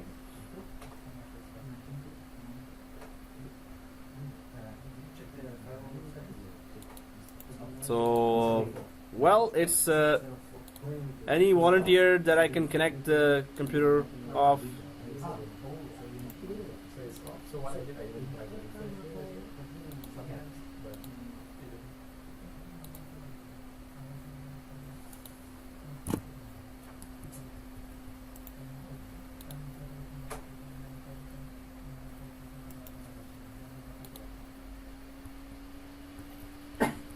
Any moment now. Any moment now. And not at all. Okay, guys. So let's go for the next feature. So even if you put in manage and if you call refresh, does it work? No, manage and manage normally, creates a packet that goes and discovers. No, I mean instead of manage, unmanage, you just put in manage and refresh. No, we can be lazy as well. No, it's okay. No, just refresh. It's better to go for manage and manage. But you can try refresh and let me know if only that works as well. So I'm just gonna keep on unmanaged for now and give it a little time, and then after some time, I'm just gonna put it to manage. So other than that, let's go for the other areas of this IPAM, because maybe in your case you have those green ones. If any one server is green, you're okay. You can go ahead and just try to see some of the areas, some of the configuration areas that were discovered. So at least everyone is one green. Yeah. Everyone is one green. One. Okay. So one green. It's totally. Totally green. I have a totally green. No, by next class you will have all the machines. Yeah, Yep. inshallah, tomorrow I will come. Yes. So, guys, one green is there. One green. One So green. One green. Why you? We have one green. Yeah. That's why. Why you force green and green? Why we green? Go green. Why we green? That's a very interesting way to ask. Why we green? Eco-friendly. No. Yes. Is there? We want to save planet Earth. Like why we green? Why we want to be green? Yes. Because that means that we have successful communication. The communication is yellow too. No, it's not. So with green, you will get to change anything for the remote servers. With yellow, you cannot do that. Planet traffic light.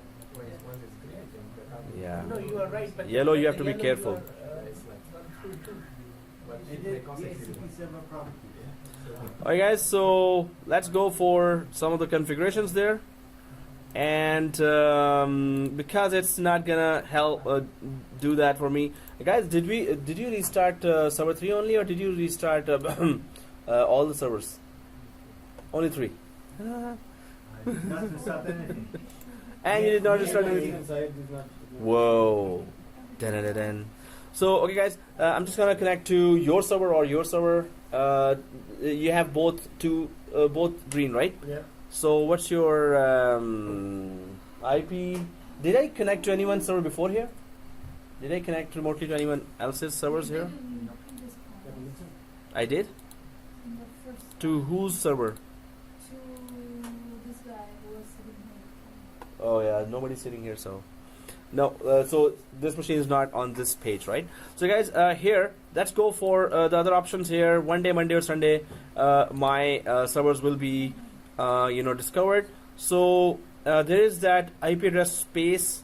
IPAM helps you to manage IP addresses on your network by discovering and monitoring IP address usage and providing a management interface for administrators. So IP address segments called IP address blocks. So it manages those IP address segments called IP address blocks. So there are IP address blocks, there is IP address inventory, there is IP address range groups, Yes. which is Someone won. Hard. So if we install the IPM. I heard you, but oh, it was yes here. Okay. If we install the IPM, it's supposed to be connected to the other servers, right? Why we forced to connect our Like like if we install the IPM and the other machine of the server, it's supposed to be connected directly. Why we forced to connect directly? Why no, we so forced- it doesn't connect. It has to discover properly. Because I'm so sorry. No, you hurt my. Oh, okay, no. Because IPAM is the IP Address management. Right? Yeah. So if we install the IPAM on the server, Mhm. it's supposed to be connected to the other machines because they are distributed IP to the other machines. Like that. Is it? Yes, thank you for discussing that. It's green now. So yeah, it's because of your good questioning that I was able to go green, and now you can ask as many questions as you want. You got the green signal. Green signal. One is green. So yes, why we're trying to do that is this means now I can configure. If we install Active Directory, so if we connect to the domain, so we are only giving the domain name, so it will connect to all the child to the domain, right? So why we are not directly No, connected? IPAM does not work that way. Microsoft did not create it to work that way. That just add some server, put the name, and it will connect directly. IPAM has to discover the server the way it wants to discover, right? So DNS services have to be communicating. DHCP services in the background has to be communicating, and Active Directory services have to be communicating with IPAM. If Microsoft has created it this way, we would have done it like this, right? But it doesn't work that way. Microsoft did not made it work that way. Microsoft wants it to discover automatically everything. If it is automatic discovery, then it will properly work, and otherwise there would have been an option to add manually the names and IPs there. There is no such option. The only way to put servers here is by discovering. So Microsoft made it that way. We cannot have any work around about that. So that's why it's going to take time, and it takes time always to discover and then. So otherwise we could have added right away. We should not be wasting this much time, right? But Microsoft made it that way, so there's no way, any other way to go through it, right? Okay, guys. So here, IPAM access unblocked. Oh, okay. One green. Yay! So I don't care. Okay. So anyway, F5, please go green. No. Okay. So IP address. So let's go for IP address blocks here, and that's under the IP address space. Normally what happens is that if there is an IP address range or a scope configured there, if IPAM has discovered it, it will start automatically showing here. But right now it's still not showing. It has discovered the server itself. So if I go to IP address block and then drop down this, so I can click the IP addresses. If it has discovered anything, it's gonna automatically start showing there. For now, for me, if I go to IP address subnets only, it shows this. Utilization is under and overlapping, no. Network is 200.0 and name is this. Virtualized, no. For virtual machine it's not using. Access scope is global and percentage utilized is 0. Really? We don't use it anything. So total addresses are 256. It gives you the whole information. Assigned address is 0. Now this is wrong information here because we did assign from this range 200.2, 200.3, 200.4. It hasn't discovered it yet, right? So we're just gonna give it time. What? You don't see that? IP address box? Yeah, see this? IP address subnets. Inside, IP address blocks, IP address subnets, and then you can just see the whole information, right? Everyone sees that information, right? So if you have discovered within within IPAM this, so you can right click here, edit IP address subnet, or set access scope. I've just right clicked this option here and went to edit IP address subnet, right? We just do it even with one way. Edit IP address subnet.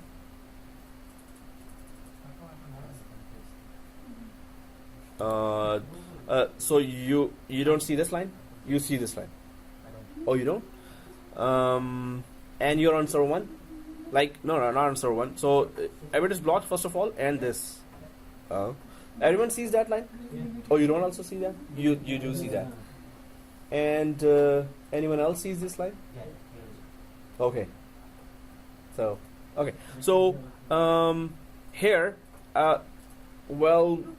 refresh and it might come, and you've configured it, scope. So it will just, for the record of the video, because now time is really short, so I have to just go through the features here, guys. We don't have to wait more than what we have waited, but this is the way when you do discover that in your environment, this is the way to go. So I'm just going to go for the discovered range here. I'm just going to go right click and edit IP address subnet here, right?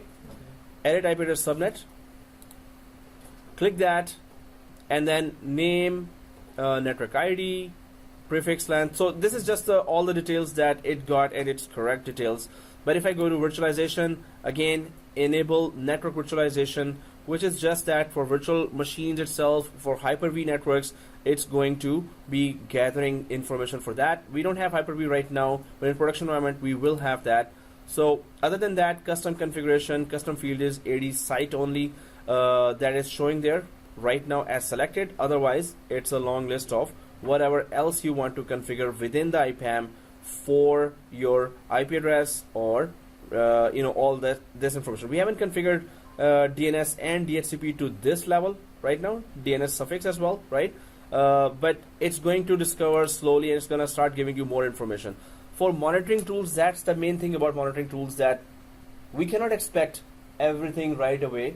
With the monitoring tool, it's always a discovery. In production environment, there was monitoring tool, application called SCOM. Maybe you have heard that name before, System Center Operations Manager, SCOM. So we would leave it, we would expect sometimes 2 weeks for the whole machines to be discovered fully, right? And we would have to troubleshoot many times. So for discovery applications, it's always the case that you have to be very patient about that. We had this workaround otherwise with some applications, hands off, that's it. Whenever it discovers, keep refreshing, come back after 1 hour, 2 hour, 3 hour, 4 hour. So if all your configurations are okay, let it just discover, right? So whatever it discovers automatically will work always. So I'm just going to close that just to show some of the options, but that's not all. First of all, it discovers that IP scope there. If I go to IP inventory, again, whatever it discovered, I can only work on that. In IP inventory, it is not showing anything. If I go to the right side, whoa. Okay, I'll just make it a bigger screen. So IP address inventory. Then I go to the right side here, and there are tasks here. Add IP address, edit IP address inventory group, import IP address blocks, subnets, ranges, import IP addresses, import and update IP address ranges. So you can see a lot of options here. Retrieve address, space data, purge, which means delete. So if I go for any one thing here, like add IP address, does it give us any error, or does it let us? So this is just any IP address. Specify the values to create an IPv4 address, MAC address, managed by a service. So you want whatever IP address you create here for static use. Do you want the IPAM service to be managing this? And again, assignment date and expiry date. This is totally manual, that process there that you can go for. But for IPv4 address, DHCP reservation, you want to reserve it. DNS record, you want to create its records in DNS as well. Do you want it created in forward lookup zone only, or reverse lookup zone, forward lookup zone primary server? Maybe there, server 1 is our primary server, server 2 is our secondary server. Suppose it is a secondary server. So primary server is always read and write.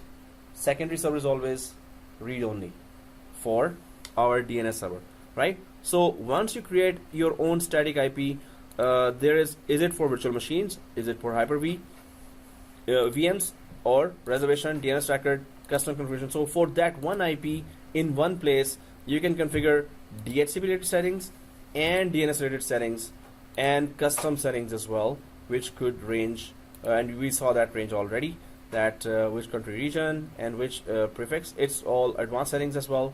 But you can see that within IPAM, for any one task, you get a lot of options that separately in DHCP, separately in DNS, you don't get those, right? So it's all about getting used to.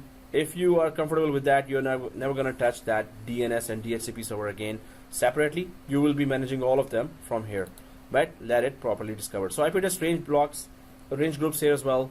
Again, IP addresses and whatever it has discovered only, it will show that. If I go for IP address range groups here, so again, utilization is under, and it hasn't retrieved correct information till now. Assigned addresses are 4 already, but it says that assigned addresses are 0 only. Percentage 0. No, we are using 4 right now. But anyway, if we give it time, refresh it. The next interval of refreshes in 24 hours. So every 24 hours, it's gonna try to communicate automatically its way. We were just telling it right now, hey, communicate again. Otherwise, it's going to do it at its own time. And that's always a better way to go for with the monitoring software and management software. So virtualized IP addresses we don't have yet, but where I want you to take is DNS and DHCP servers here. So if you go down to monitor and manage, and then how many DNS servers it discovered and how many DHCP servers it discovered, right? So if in production environment, in large environments, you will see 10 DNS servers or 8 DNS servers and maybe 4 or 5 DHCP servers. So for me, right now, 2 DNS servers and 2 DHCP servers here, it detected. I think it's showing for everyone the same, right? Kinda. Right. If you are in this DNS and DHCP, right? And if I want to, so server 1 is there for DNS, server 4 is there for DNS. If I right click on server 4, then I can launch MMC here, which is Microsoft Management Console, which means what? Just the DNS screen for server 4 only. Suppose there were New York based DNS servers, Toronto based, London based, Sao Paulo based, and other countries and cities based. So you can just launch MMC. I'm just launching that MMC for server 4 only, right? So it's going to just take me directly inside that particular DNS server. And then I can go for forward lookup zone, reverse lookup zone. That's what people are doing without that as well, right? So forward lookup zone and reverse lookup zone can be just created there. So I'm just gonna close this MMC here. With any server, you can just individually start managing it if you right click and launch MMC, or create a DNS zone for any particular server in any particular city. Suppose you have one domain spanning 10 sites there, so all DNS servers will be showing here, and you can one by one manage even if you don't want to manage it all together.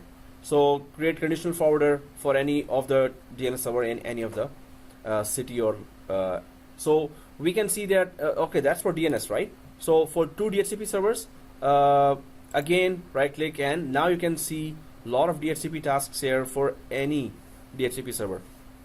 If I go for selecting both DHCP server, then some of the DHCP tasks are, suppose you have 4 DHCP servers in one huge building, 4 DHCP servers in another huge building, 4 in third huge building. So you can just select all and start configuring certain options there. But with DHCP, we have to be more careful. Actually, both we have to be very extra careful. But if I go for, suppose, server 4 here, just to check the DHCP, edit DHCP server properties, server options, DHCP scope. Now, this is going to be a little tricky. We already have, you have 3 scopes there, right? DHCP 3 scopes you have. 2 fake scopes and 1 original. We can create from here. So let's go for create DHCP scope for, I have selected right click server 4 here and create DHCP scope. So scope name here, IPAM test scope. So, but that's just on server 4, right? Server 4 based DHCP. And then start IP address, it could be, any other range other than that, or we can just go for totally different range like 10.0.0, although we create that. So 192.168.200.201 up to 192.168.200.220. Suppose that's the range, right? I'm just creating a simple scope, but I'm just creating from within the IPAM window now. So it could be any of the servers across any of the branches here that I don't have to remotely connect to that. And then, so within IPAM, it's showing everything, right? Limited to 8 days or unlimited, doesn't matter. Exclusion range, that's the same DHCP scope options that you saw when you were creating a scope there on that server as well. Exclusion range, we don't need to put that. Activate scope on creation, yes. Activate means get permission from Active Directory to work. And do you want this scope's information to be updated in DNS as well? Enable DNS dynamic updates dynamically. So when any machine gets an IP from here, its DNS, its name information, please update that automatically on DNS as well, right? So that's the information that is in the background configured when we configure it on DHCP. Name protection is just an extra security service that we're going to be talking about when we go for in-depth DHCP. We're going to talk about that. The rest of the options we can leave it there. Disable dynamic updates for DNS PTO records. If we have reverse lookup zone, it's gonna work for that as well. But if we put no disable dynamic, if we put yes, it's not gonna update the pointer records. But overall, that's what we want to do here. If we go way down here and simply just check that whatever we enable here, does it get created in the background in server 4 or not? So there are many options here, but let's just first make sure that a simple scope can be created from within IPAM into server 4 DHCP or not. So if we go there and click apply, do we get an error?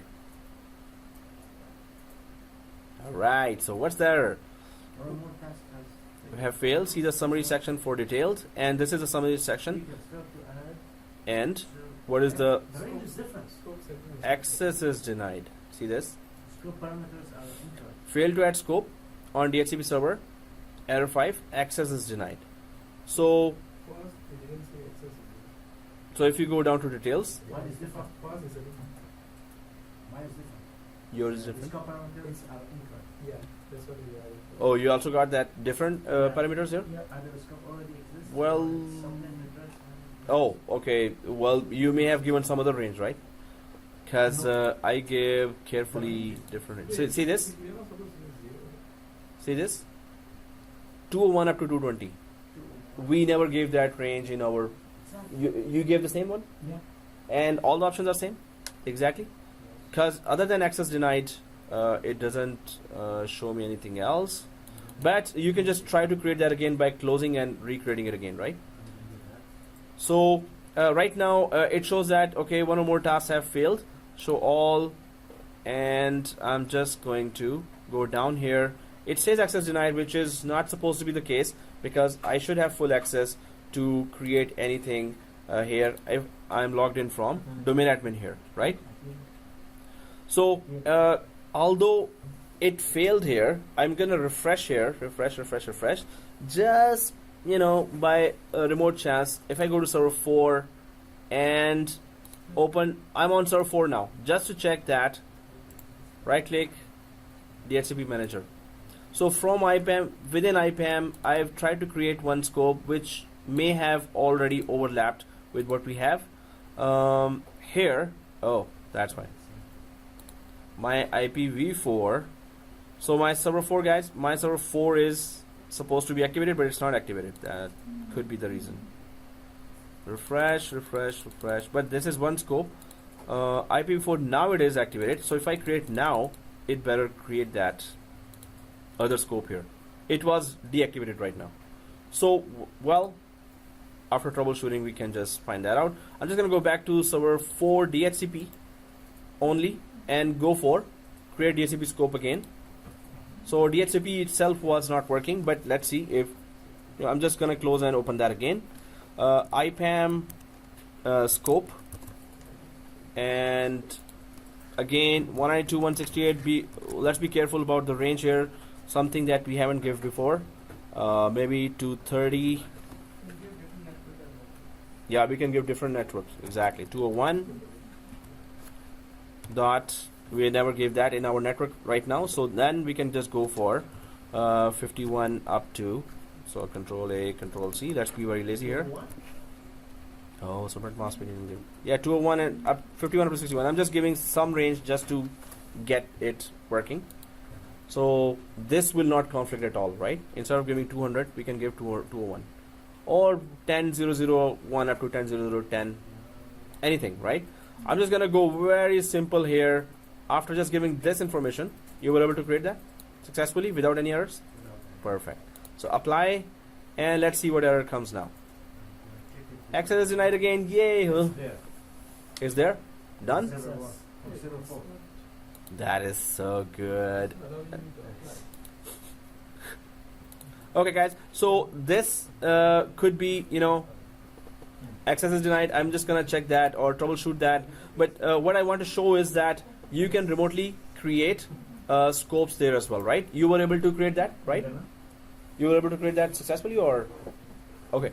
So, okay, guys. So it's just my network. Then I'll have to t-shoot, but we can see that yes, once the DHCP server DNS servers are added, you have huge amount of options, and you can start configuring from within the IPAM. We get the idea from there, right? That we can start configuring from within IPAM, right? So DHCP scopes, if I go directly here to DHCP scopes under DNS and DHCP servers, DHCP scopes there, and reservations, well, it's not still updating any scopes here, but again, tomorrow, suppose these servers are up 24/7 like production environment, you would start seeing a lot of stuff there. I have still DHCP scopes configured here. If I go right side and tasks and retrieve server data, I have the one I created. you have The one I created now it came up now here as well. Perfect. So for me, it did not show up there, but it's gonna show up. So that's good. So guys, DNS zones, let's click that. You can see your fabricam.local or any DNS zone. Are you seeing that Netplus domain.local here for DNS? We're all seeing the DNS zones there as well? Huh? Okay. For some it is showing, for some it is not showing. Again, it's retrieval policy. And if our production environment was there, it would be 24/7, servers will be working. So, by any time it would discover all information. We're just trying to grab and retrieve forcefully everything, right? So we're just discussing what to understand within IPAM. We get the idea, yes, okay, so it's going to discover IP blocks, IP inventory, IP ranges, and it's going to discover DNS and DHCP servers as well, right? So all this it's going to discover. We can just right click and go into those servers as well. So I was saying that before as well, we create a big environment, but when it comes down to lab, you're going to say, huh, that's it? But when you see the number of questions in the exam, you're going to be like, whoa, okay, let's prepare that. So IPAM itself, in terms of the lab, you just have to have those servers discovered. After that, all the options that you're seeing there, that's all that you need to know there. These are the options. And one more thing is access control. So let's go for access control here. You can see that it can be a very big environment as well. There is administration delegation that you can give on different levels here. IP address record administrator role, IPAM administrator role, IPAM ASM administrator role, DHCP reservation, DHCP administrator, DHCP scope administrator, so and MSM. So if you see these roles here, total 9 roles here, and we can create our own roles here as well, right? So let's just go ahead and create our own roles. And so there are many classes going on. That's good. So access control here, guys. Let's go to tasks here and click the add user and role. Let's click the add user role. You can see here that there are many. There's a custom role we can create here, right? So we can just go for test role, test IPAM role, and test IPAM role, and then we can just check that what custom roles we can assign and delegate those tasks to somebody, right? So if we right click here, you can see a lot of tasks that can be given to any one user. So if I click for just the DHCP but not the DNS, if I select all just the DHCP related tasks here and leave all others, so DHCP failover, one guy is very good in DHCP but in DNS the concepts are missing, so you may not want to give DNS related roles to that guy and just give privileges of DHCP here, right? So if we have selected that, we can simply, just to give an idea, that we can just create a custom role here as well and press OK. So there is your test IPAM role created here, right? Now second thing is scope, and third thing is policy. First we created a custom role here, right? Then we can go for access scopes here as well, access scope, and then we click the tasks and add access scope. Somebody was talking when I was explaining that. I wanted this opportunity to say that. That's why first I just waited. Maybe they'll finish. Then I just started. Okay, let's do the lab. Then they'll say, oh, where are you? Okay, so, yeah. Too bad. Hey, in 5 minutes before you're just. Coming in. This means we can stay now till half an hour more, right? So till 10 o'clock. You're fresh now, right? Okay. I just have one neck and, I need to retain that. Today is like I planned. Okay, it's even. So this is still the final one. I was just saying that IPAM itself is not that big deal. So add access scope. The main time that we spent was in discovery. After that, features are not that much.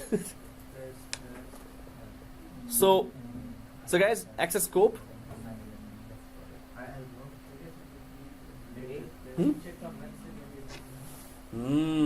That's also a good idea. We'll shut down the machine. So how will we communicate? That's a very good idea. But on Wednesday also, I'll be just completing this. So maybe, if we are too tired right now and we are unable to concentrate, I should not be rushing this. We can just reconfigure that on Wednesday and then go ahead with the next topic, right? Or we can configure that now. It's up to you. But again, yes, it was not fully discovered yet. We can keep this environment and start on Wednesday with this. We can finish this, and on Wednesday we can keep this environment, so it will still keep on discovering. We'll visit some other topic. We're going to try to do some other topic and then come back here and check if it was discovered in that 2 hours, 2.5 hours. But normally it's not meant to be shut down when you want it to be discovered. That's what we're about to do now, right? No, you can just no, you can just discover it. No, discover it. Suspend it, and then in suspended state, Mm, it's frozen. really. Yeah, frozen, like, so you cannot communicate when you're frozen, right? So no, it's not going to communicate at all. So again, the purpose is kind of we can retain this environment on Wednesday as well, keep it for 2 hours, and when we are about to go, then we can just check how much else it discovered. But that's not the ideal environment to work in, right? So the machines have to be 24/7 up, so discovery could go on and on and on. Okay, so here, shall I continue or shall I just cancel here? Hmm? I lost you. No, I'm here. Yes. Oh, okay. Yeah. I really lost you. No, well, at that time when I was explaining, somebody was, oh yes, oh no. Oh, come on. What are you talking about? I really lost you. So obviously you will lost There's when a lost and found. lost and found section. On the Wednesday. Hey, I'm found already. Come on. Now you hurt his feelings.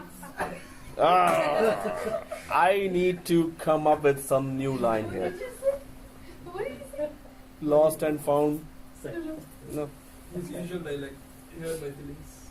Oh yeah. Oh no, he said something else.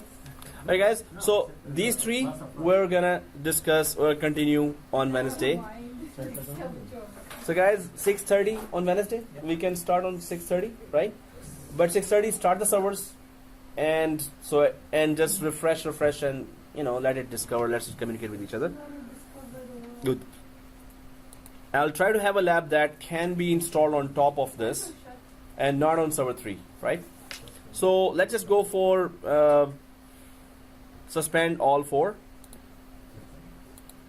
No, it's not going to work while suspended, but from suspension it can come back to exactly this state where it's trying to discover all the servers.